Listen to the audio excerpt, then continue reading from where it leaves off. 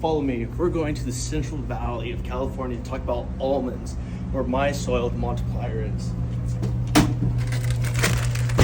Straight from the vending machine.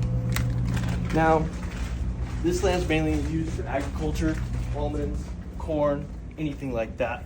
Which today, just like this, is what it looks like in February. And I'm going to show you on the map exactly where you can find these.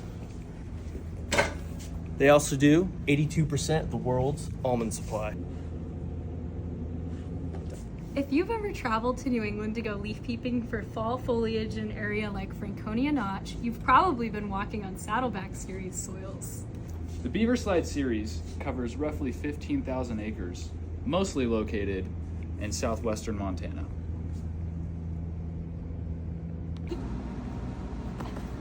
And do you guys have anything to say about your annual water budgets?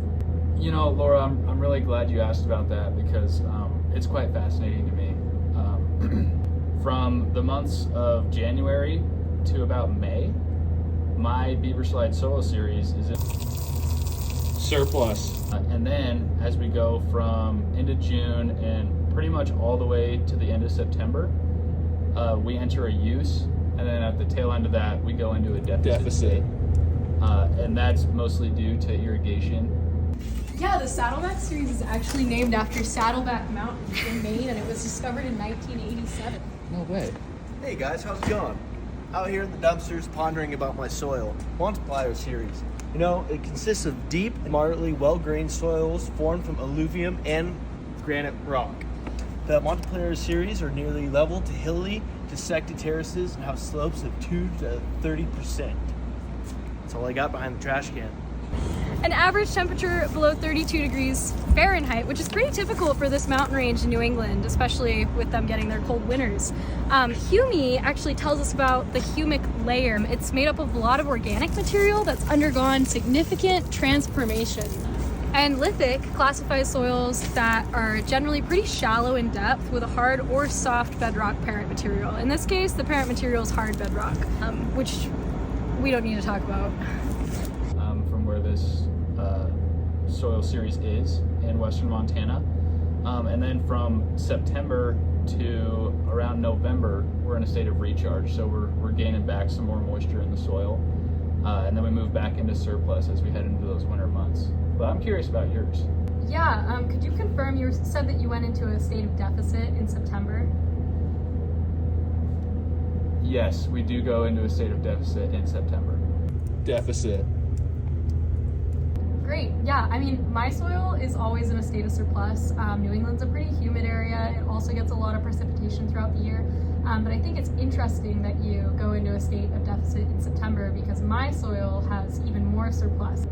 July to October as we're getting more precipitation. And we actually by November are in a state of like up to 100 millimeters of surplus for soil water. Do you have anything to say about your soil, Lex? Yeah, I do. All year round. Oh, sorry. I can't hear you down the mic up. I got it. Sorry, guys. Okay, so through January and December, my water is in a deficit all year long.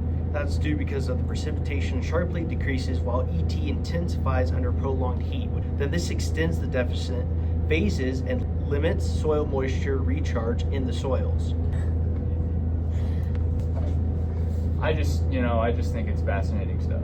Interesting that our soils are just about opposite, as I find myself always in a state of surplus. Wouldn't be very great to be growing any crops on. It's mostly just recreational use, super shallow soil on very sloped aspects of mountain ranges. And you guys both have agricultural uses for your soils. Absolutely. Correct. Hey friends, let's talk about my soil's subgroup name. As you can see, it's an oxyocquic argycrial. Now, each of these syllables means something.